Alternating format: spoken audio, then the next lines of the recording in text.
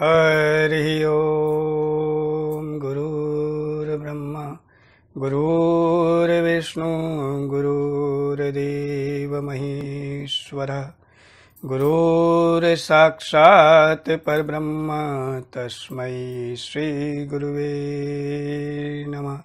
बोलिए श्री सद्गुरु भगवान की जय। बोलिए श्री गणपति महाराज की जय। कर्पूर गौरम करुणावतारम संसार सारम भुजगेन्द्रहारम सदा वसन्तं हृदयारविन्दे भवां भवानी सहितं नमामि। बोलिए श्री गौरी शंकर भगवान की जय। हरि ओम। आज हम आपको श्री सावन मास की जो कथा चल रही है उसके अंतर्गत 15वें अध्याय को श्रवण कराएंगे। सुंदर कथा है। 14वें अध्याय में हमने नाग पंचमी के व्रत का वर्णन श्रवण किया। 15वें अध्याय में हम सुपोदन नामक शुभ व्रत का श्रवण करेंगे। श्रावण के शुक्ल पक्ष में षष्ठी तिथि को महामृत्यु का नाश करने वाले सुपोदन नामक शुभ व्रत को करना चाहिए।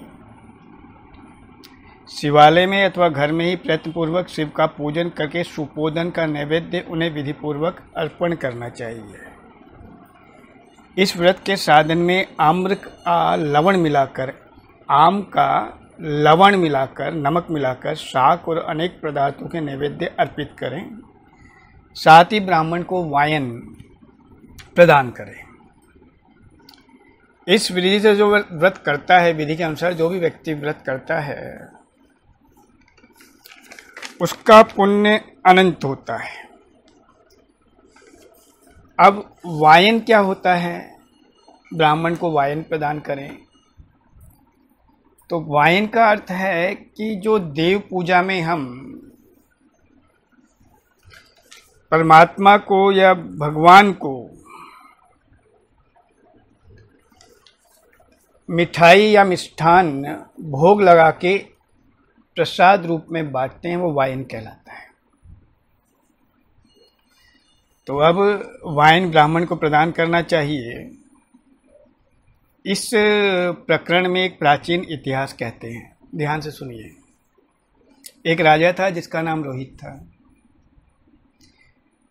बहुत समय तक उसे पुत्र नहीं हुआ। तब पुत्र की अभिलाषा वाले उस राजा ने अत्यंत कठोर तप किया। ब्रह्मा जी प्रकट हुए और कहा कि तुम्हारे प्रारब्ध में पुत्र नहीं है।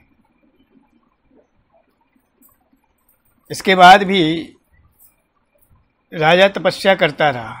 ब्रह्मा जी पुनः प्रकट हुए, बोले तुम्हारा प्रारब्ध ही नहीं है कि तुम्हें पुत्र प्राप्त हो। लेकिन राजा ने हट करी तो ब्रह्मा जी ने वर दे दिया। कहा कि मैंने राजन तुम्हें पुत्र का वर दे दिया है, किंतु वह अल्पायु वाला होगा। तब राजा तथा उनकी पत्नी ने विचार किया कि इससे कम से कम पुत्र ना होने का कलंक तो मिटेगा। इसलिए उन्होंने उस वर को स्वीकार किया, उस वरदान को स्वीकार कर लिया। अब उचित समय में संतान की प्राप्ति हुई। राजा ने विधि पूर्वक नामकरण संस्कार इत्यादि कराया। राजा की रानी का नाम दक्षिणा था और उस पुत्र का नाम राजा ने शिवदत्त रखा। अब समय बीता। राजा ने पुत्र का यज्ञोपवीत संस्कार किया, किंतु राजा ने उसकी भय की मृत्यु से उसका विवाह नहीं किया। तदंतर 16वें वर्ष में वो पुत्र मृत्यु को प्राप्त हुआ। तब ये विचार करके कि ब्रह्मचारी की मृत्यु हुई है, ये बहुत बड़ा अपशगुन होता है। तो इस अपशकुन को टाला कैसे जाए। ब्राह्मणों से विचार किया तो ईश्वर बोले कि ब्राह्मणों ने अर्क विधि से विवाह करने का समाधान बताया, लेकिन राजा ने कहा कि अर्क विवाह, आक के पौधे से विवाह, ये तो बहुत ही छोटा उपाय लगता है, इसीलिए ये मुझे गौण प्रतीत होता है। अब राज्य में कोई ऐसे व्यक्ति है जो अपनी कन्या मेरे इस मृत पुत्र को दे, मृत पुत्र का विवाह उस कन्या से कर दूं। अब ऐसा कौन है जो देगा। पर संयोग से राजा के नगर में एक ब्राह्मण रहता था। वह उस समय किसी दूसरे नगर में गया था और उसने दूसरा विवाह किया था।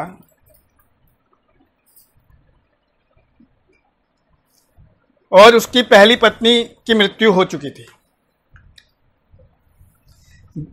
पहली पत्नी से उसे एक कन्या रत्न की प्राप्ति थी,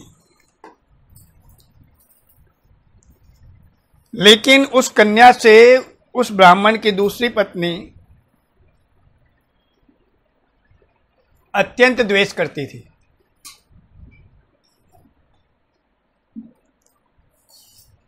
वह कन्या अपनी दूसरी माता की बड़ी ताड़ना सहन करती थी और ब्राह्मण की दूसरी पत्नी बड़ी दुष्स्वभाव वाली, बुरे विचार वाली थी। जब उसे इस घोषणा का पता चला कि राजा अपने मृत पुत्र के लिए और उस मृत पुत्र के विवाह हेतु किसी कन्या की खोज कर रहे हैं, तो धन के लालच में, धन के लोभ में उस सौतेली माता ने 1 लाख मुद्रा लेकर उस कन्या को मृतक राजकुमार के निमित्त दे दिया। अब कन्या को ले जाकर लोगों ने राजकुमार के मृत शरीर के साथ उसका विवाह किया। तदंतर वह विवाह के उपरांत राजकुमार के मृत शरीर को जलाने लगे, तो उस कन्या ने दुखित होकर पूछा कि आप लोग ये क्या कर रही हैं। तो लोगों ने कहा तुम्हारे पति को जला रहे हैं। इस पर भयभीत होकर बाल स्वभाव के कारण वो रोती हुई कन्या ने कहा आप लोग मेरे पति को क्यों जला रहे हैं, मैं जलाने नहीं दूंगी। आप सभी लोग एक साथ चले जाइए, मैं अकेली यहाँ बैठी रहूंगी। जब ये उठेंगे तब मैं इन पतिदेव के साथ चली आऊंगी। उसका हट देखकर दया के कारण दीन चित्त वाले कुछ भाग्यवादी वृद्धजन ये कहने लगे कि होनहार पता नहीं क्या है, दीनों की रक्षा करने वाले तथा कृपालु भगवान ना जाने क्या लीला कर रहे हैं। सौत की पुत्री का भाव रखने के कारण सौतेली माता ने इस असहाय कन्या को बेचा है, अतः संभव है कि भगवान इसके रक्षक हो जाएं। परमात्मा सबके ही रक्षक है, इसलिए सभी की इच्छा से सभी लोग विचार विमर्श करके वहां से चल दिए। जब वहां से चले गए तो बाल स्वभाव के कारण वह कन्या ये सब क्या है इसे ना जानते हुए भय से व्याकुल वह कन्या एकमात्र शिव तथा पार्वती का स्मरण करती रही। बोले श्री गौरी शंकर भगवान की जय। उस कन्या के स्मरण करने से सब कुछ जानने वाले तथा दया से पूर्ण हृदय वाले शिव पार्वती शीघ्र ही वहां आ गए। वृषभ नंदी पर विराजमान उन तेज निधान शिव पार्वती को देखकर उन देवों को न जानती हुई भी उस कन्या ने पृथ्वी पर दंड की भांति पड़कर प्रणाम किया। तब उसे आश्वासन प्राप्त हुआ कि पति से तुम्हारे मिलने का समय अब आ गया है। तब कन्या ने कहा कि क्या मेरे पति अब जीवित नहीं होंगे। तब उसके बाल भाव से प्रसन्न तथा दया से परिपूर्ण शिव पार्वती ने कहा कि तुम्हारी माता ने सुपोदन नामक व्रत किया है। यह व्रत श्रावण मास के शुक्ल पक्ष की छठ को किया जाता है, षष्ठी तिथि को किया जाता है। तो तुम्हारी माता ने उस सुपोधन नामक व्रत को किया था, उस व्रत का फल संकल्प करके तुम अपने पति को प्रदान करो। तुम ऐसा कहो कि मेरी माता के द्वारा जो सुपोधन नामक व्रत किया गया है उसके प्रभाव से मेरे पति उठ जाएं। तब उसने सब कुछ वैसे ही किया उस कन्या ने, जिसके परिणाम स्वरूप शिवदत्त उठ गया। बोलिए श्री गौरी शंकर भगवान की जय। उस कन्या को व्रत का उपदेश करके शिव तथा पार्वती अंतर्ध्यान हो गए। तब शिवदत्त ने उस कन्या से पूछा, तुम कौन हो और मैं यहां कैसे आ गया हूं? तब उस कन्या ने वृत्तांत सुनाया। इस प्रकार रात्रि व्यतीत हो गई। प्रातःकाल होने पर नदी के तट पर गए हुए मनुष्यों ने